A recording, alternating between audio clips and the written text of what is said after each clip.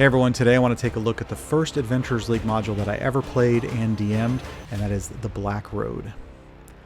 This module was released in September of 2016 and is often regarded as one of the best D&D modules. For those not familiar with Adventurers League, it is a system for organized play that allows players to come and go without needing to be tied down to a single table for a long campaign. Each module is a one-shot adventure. I will plan a future video to dig into a little more detail on the specifics of Adventurers League. The Black Road is actually the second adventure from Season 5 of the 5th edition Adventurers League.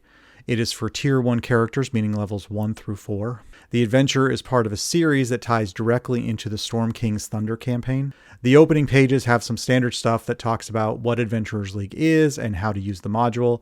Because it's designed for organized play, there's some options provided to help you adjust the encounters depending on the party size and strength. I actually wish more published adventures did this.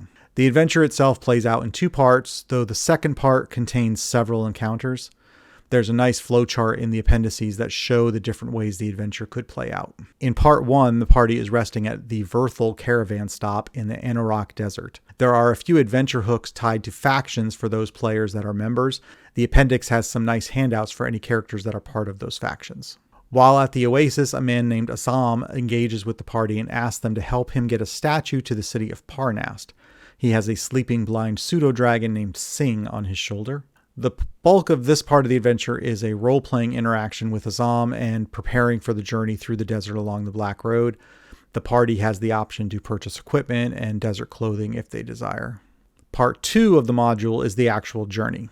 The trip will take about 3 days to clear the desert and travel through the Grey Peak Mountains. The first encounter occurs during the first night. A band of goblins sneaks into the camp and tries to steal anything they can find. It's a pretty basic combat encounter that gives new players a pretty good feel for taking watches overnight and combat maneuvers. And there's also some references to characters in other modules that could be used as hooks for the future. The second encounter is optional if the group has more than 2 hours to work with. It's a role-playing encounter that allows the party to learn some information about what awaits them. Most of this information could be shared at the Oasis before the party leaves, rather than playing this out as a separate encounter. The third encounter has a feel of a skill challenge. A cloud castle passes overhead and is causing an enormous sandstorm to form in its wake. The party has to take actions to survive the storm. There's several options for possible checks that characters might use to protect the wagons and the camels and themselves, but they only have a single round to get ready for it. Once the storm hits, the players will have to roll saves to see how they fare. If they purchased desert clothes at the Oasis, then they get to roll with an advantage. Anything that the characters did not explicitly save while taking their actions is blown away and likely destroyed. I found that with new players, this is the toughest encounter since they're not familiar with what they can do. So I recommend being flexible with what you allow and provide a little guidance to those players that might be confused. Next, the party is confronted with a toll run by hobgoblins. They have a choice to make: pay the toll, fight the hobgoblins, or try to go around. The cost of the toll is not cheap for low-level characters. There is a small sidebar to help you adjust the encounter based on party size. If the party defeats the hobgoblins, then they can continue straight on to Parnast and to the conclusion of the adventure. If, however, the party pays the toll or decides to try to go around, then the hobgoblins will set up an ambush further up the road to attack the party. During the ambush, some of the hobgoblins hide in the grass on the side of the hill, while others roll a spiked tree trunk down the hill at the party. I like this encounter because it gives the players a little more to worry about than just fighting the enemy. They also have to deal with this tree trunk rolling down the hill at them.